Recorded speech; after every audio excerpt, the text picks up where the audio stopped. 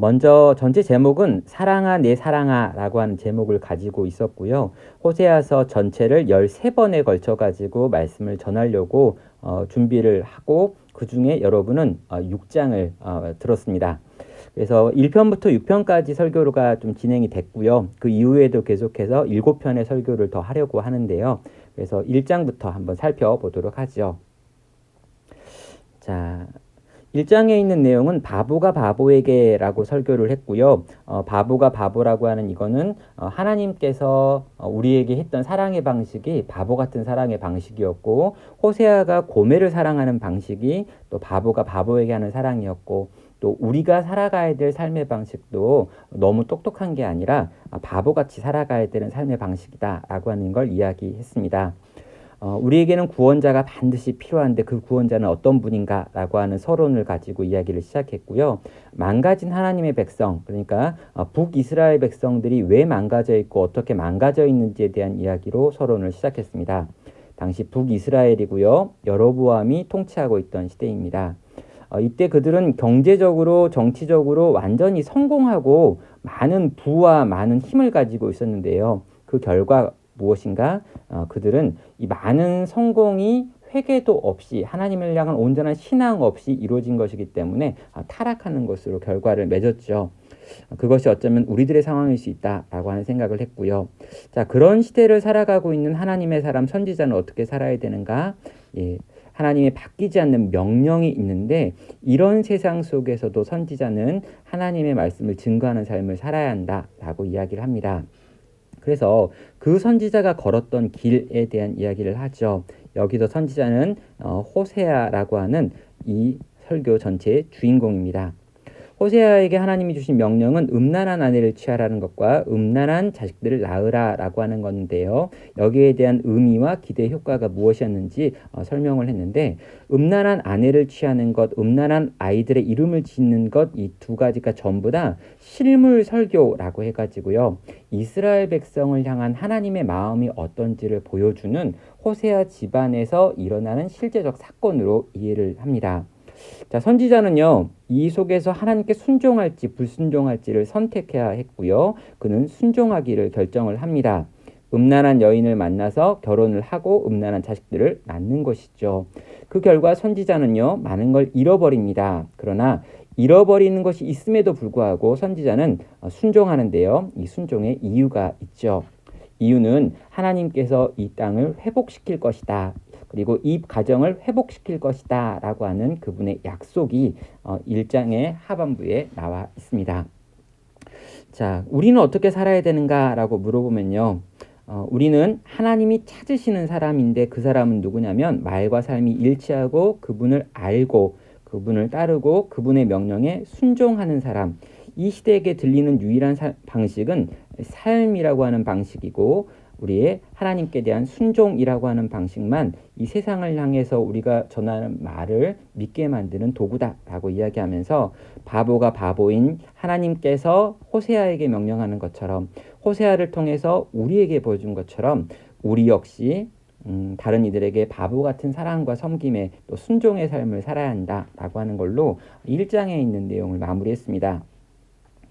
자, 2장에 있는 내용을 보면은요, 이제 포기하지 않는 사랑이라고 해서 호세아 이야기가 또 이어져 나옵니다.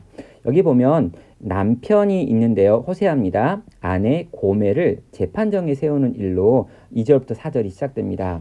고발을 하고 있는데요, 이 고발의 내용을 보면 이제 이 고멜이 너무나 음란하다, 계속해서 이 음란한 삶을 살지 않게 해달라라고 하는 요청이죠.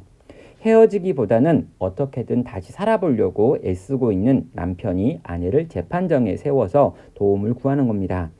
자, 그런데 이 아내인 고멜이 왜 음란을 선택하는가에 대한 이유가 나오죠. 고멜의 주장은 호세아보다 이 남자들이 나에게 더 잘해준다, 나는 그런 것들을 쫓아가겠다라고 하는 자기 의지를 표현합니다. 호세아는 안 된다라고 말하고요. 제발 돌아오라고 이야기를 하고 있죠. 여기서 우리가 살펴보게 되는 건 뭐냐면은요, 이 호세아가 정말 집요하게 어떻게든 이 고멜이라고 하는 자기 아내를 돌아오게 만들려고 애쓴다는 것입니다. 충분히 그 시대를 생각해 보면요. 호세아가 새롭게 결혼을 할 수도 있고요. 새로운 삶을 살아가는 것이 호세아에게 더 이익인데도 불구하고 호세아는 전문용어로 질척거리고 있습니다. 이유가 뭘까요? 예, 너무 많이 사랑해서 포기할 수 없다는 거죠. 갑자기 모두가 변화되면서요. 하나님의 판결, 하나님의 이스라엘 백성을 향한 판결이 나오는데 하나님께서 지금 호세아가 했던 것과 동일한 방식으로 이스라엘 백성을 향한 자기의 마음을 표현합니다. 반드시 벌을 주겠다라고 이야기를 하고요.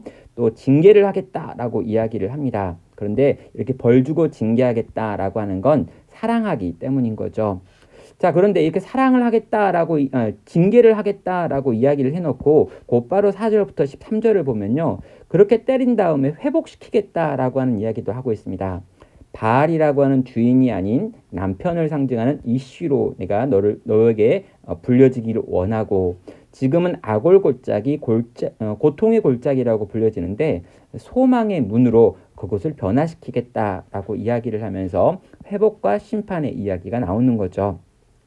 그러니까 이 호세아에게 요구되었던 호세아가 했던 것과 똑같이 하나님께서도 똑같은 마음을 품고 계시다라고 하는 걸 이런 방식으로 지금 보여주고 있는 거고요. 그렇게 하시는 이유는 하나님께서는 사랑에 눈이 머셔서 그런 거다라고 말합니다. 우리가 누구인가라고 생각을 해보면요. 하나님의 눈먼 사랑 때문에 구원받은 사람들입니다.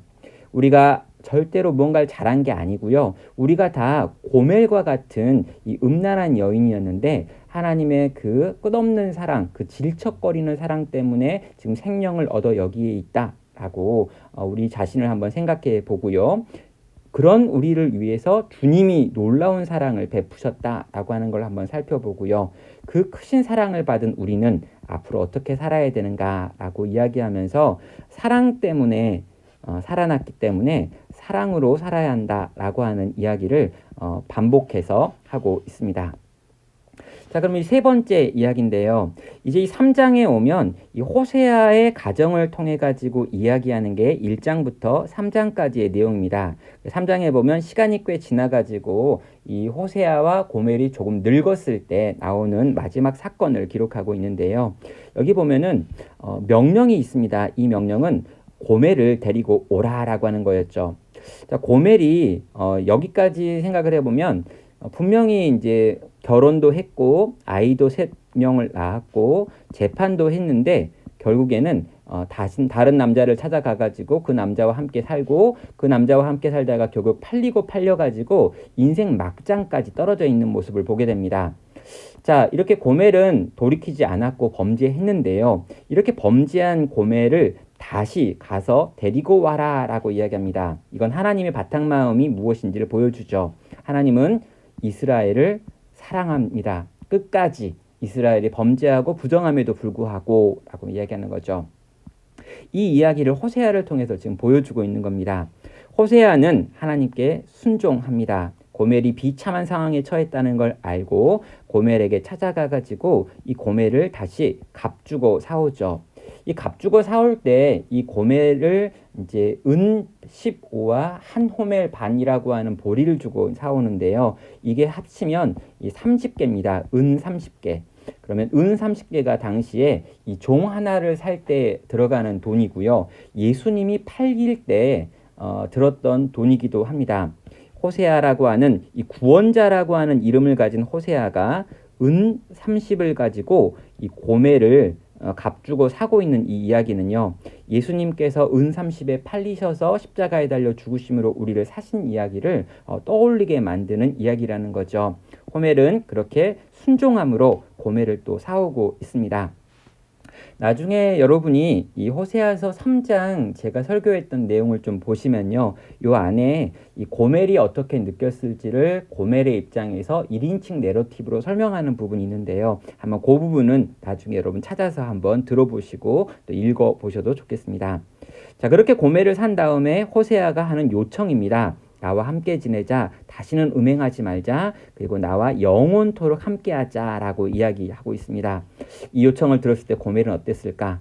자기의 범죄로 말미암아 음행으로 말미암아 망가져 버렸던 호세아의 인생과 그 가정을 떠올리면서 그럼에도 불구하고 또 사랑을 표현하는 호세아에게 고멜도 이제 사랑을 표현하고 이제 변화되고 새롭게 삶을 사는 것으로 이 이야기가 마무리되었을 것이다 라고 이야기합니다.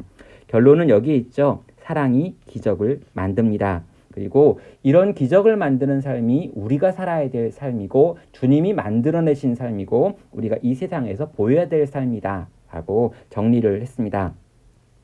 자, 이렇게 1장부터 3장까지에 있는 내용을 통해 가지고요. 우리는 호세아라고 하는 인물과 그 가정에서 일어나는 일들을 통해 가지고 이 하나님께서 이스라엘을 어떻게 바라보고 계시는지를 정리해 볼 수 있었고요. 이제 4장부터 여러분 11장까지의 내용을 보면 하나님께서 이스라엘 백성을 향해서 하시는 말씀이 호세아를 통해서 나옵니다. 그리고 12장부터 이제 15장까지에 있는 내용을 보면 이제 하나님께서 호세아를 통해서 하시는 말씀인데 이스라엘의 역사를 가지고 하는 말씀이 있어요. 그래서 이게 좀 나눠지고 있기 때문에 14장부터 11장까지를 먼저 다룹니다. 여러분은 6장을 설교를 들으셨기 때문에 이제 4장과 5장만 들으시면 6장의 배경이 되겠죠. 자, 이제부터 하나님께서 말씀을 하시는데 이 호세아를 통해 처음 들려주는 말씀이 뭐냐면 너희가 망한다. 그런데 그 망하는 이유가 무엇인지 하나님께서 재판정에서 구형하시는 내용이 나오고요. 또 종교 지도자들을 향한 이 구형이 이 첫 번째로 등장을 하고 있습니다. 그러니까 이스라엘 백성은 심각한 문제가 있다. 그런데 그 문제의 가장 기본 중심에 그리고 가장 먼저 매를 맞을 것은 종교 지도자들이다 라고 말하면서 구형을 확정하는 내용이 있습니다. 자, 하나님께서 이스라엘 백성을 왜 치시는가? 세 가지가 없어서다 라고 이야기를 해요. 진실이 없다, 인애가 없다, 하나님을 아는 지식이 없다. 그래서 이 세 가지가 없기 때문에 5가지 죄악의 목록들이 나오는데요. 이게 모든 종류의 악한 죄들을 상징하고 있는, 대표하고 있는 죄들입니다. 그러니까 도덕적인 죄가 있는데 이 도덕적인 죄는 먼저 종교적인 죄에서 이것들을 채우지 않았기 때문에 나오는 것이다 라고 하는 논리를 이야기하는 거죠. 이런 것들이 없기 때문에 이런 것들이 발생을 해서 온통 이 세상이 엉망진창이 되었다라고 이야기를 합니다. 에메트, 헤세드, 하나님을 아는 지식이라고 하는 것이 어떤 것인지 앞으로 계속해서 이제 이야기를 하게 되죠. 자, 그러면서 처음으로 다루고 있는 게요. 이 하나님을 아는 지식이 없다라고 이야기했는데 이 하나님을 아는 지식이 없는 가장 큰 이유는 종교 지도자들이 하나님을 아는 지식을 가르치지 않았기 때문이다 라고 말하며 그들의 죄에 대한 책망이 있죠. 백성의 타락의 원인은 종교 지도자들이다. 이들은 가르치지 않았다. 무엇을? 하나님을 아는 지식을 이라고 이야기합니다. 그리고 가르치지 않았던 이유가 속죄 제물을 더 많이 얻기 위한 것이었다라고 밝히죠. 하나님을 아는 지식을 잘 가르치면 사람들이 죄를 짓지 않게 되고 죄를 짓지 않으면 이 죄를 사하는 이 속죄 제사를 드리지 않게 되니까 이 속죄 제사를 통해서 이익을 얻었던 종교 지도자들은 자기의 이익을 위하여 하나님을 아는 지식을 가르치지 않는 이런 악행을 저질렀다라고 지금 분석을 하는 겁니다. 그리고요, 이런 종교 지도자들의 죄가 거기서 끝나는 것이 아니라 백성들의 죄로도 연결이 되는데요. 이런 종교 지도자들을 좋아하고 따르고 믿고 신뢰하고 실제로 죄를 책망하고 의에 대해서 이야기하고 하나님을 아는 지식을 잘 가르치는 사람들을 배제했던 이 백성들 역시 똑같은 죄인이다 라고 말하며 그들 전체를 향해서 하나님께서 기근을 내리겠다라고 선언하는 것으로 이걸 마무리하고 있습니다. 그러니까 이 4장에서는 하나님을 아는 지식이 너무너무 중요한데 이게 없다. 그래서 이것들을 추구해야 한다라고 하는 가르침이 가장 중요한 가르침이 되는 거죠. 이제 5장으로 넘어가 볼까요? 4장 11절부터 5장 15절까지 굉장히 긴 구절인데요. 여기 보면 이 거짓된 회개를 하려고 하는 이스라엘 백성이 나옵니다. 그리고 이 흐름은 6장에서도 반복적으로 나오고 있죠. 자, 하나님이 우리를 때리시는 것은 형벌이 아니라 징계입니다. 징계는 지나간 일에 대하여 죄값을 묻는 건데요. 그게 아니라 형벌은 그런 건데요. 징계는 앞으로 이 사람들을 좀 더 낫게 만들려고 앞으로 이 사람들을 더 변화시키려고 기대와 소망을 가지고 하는 오늘을 바꾸려고 하는 시도입니다. 그래서 하나님은 지금 우리를 징계하고 계신다라고 이야기를 하고요. 이 징계가 왜 하는가라고 봤더니 이스라엘의 우상숭배 때문인데 모든 장소에서 우상숭배가 일어나고 있고 음행을 정도가 우상과 완전히 하나가 되어 붙어있는 정도다라고 말하면서 아주 심각하게 그들은 우상 숭배하고 있다라고 말을 하죠. 오늘날 우리에게도 이 우상 숭배라고 하는 문제가 먼데 있는 문제가 아니라 하나님보다 더 사랑하고 신뢰하는 모든 것들이 우리의 삶의 우상이다라고 생각을 한다면 우리 역시 우상과 늘 함께하고 있는 삶을 살고 있기 때문에 하나님의 징계의 대상이 되는 거죠.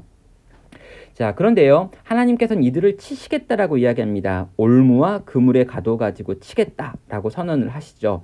그런데 이 말을 듣고 누군가는요, 안 되겠다, 우리 하나님께 돌아가자라고 이야기를 해서 돌아가고 제사를 지내겠다라고 했던 이들이 있습니다. 그들을 향해서 하나님은 만나주지 않지요. 왜냐하면 그들의 형식은 변화되었지만 마음이 빠졌기 때문입니다.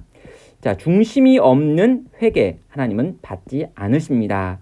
회개할 수 있는 기회를 그래서 이스라엘 백성들은 그렇게 놓치게 되고요. 결국 하나님께서 아수르와 좀과 먹이는 것이라고 하는 이방의 세력들과 하나님의 능력을 가지고 그들을 치게 되고요. 이스라엘은 그 징계로 인하여 고통을 당합니다.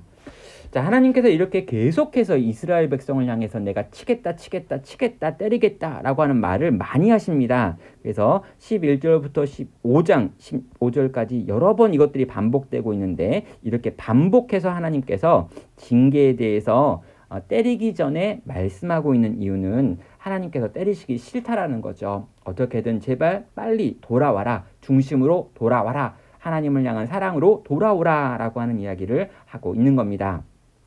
자, 그런 다음에 여러분이 지난주에 말씀을 들었죠. 내가 너를 어떻게 하랴 라고 하는 제목이었는데요. 여기 보면 1절부터 3절을 통해 가지고 회개운동이 나옵니다. 회개운동의 구호가 있었죠. 그런데 이 구호가 누구 거였냐면요. 바로 이 앞에 있는 사람들, 정말 하나님 앞에 범죄하고 있으면서도 그 범죄에서 중심으로 돌이키지 않았던 그 사람들이 입을 열어서 하는 회개운동이었다는 거예요.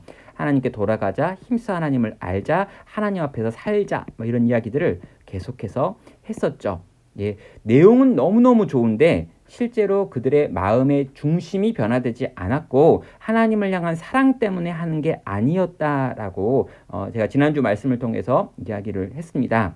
그래서 하나님께서는요, 용서를 거부했죠. 제가 앞에서 말씀을 드렸던 것처럼 여기서도 회개받기를 거부하셨는데 여기서도 회개받기를 거부하고 계신 겁니다.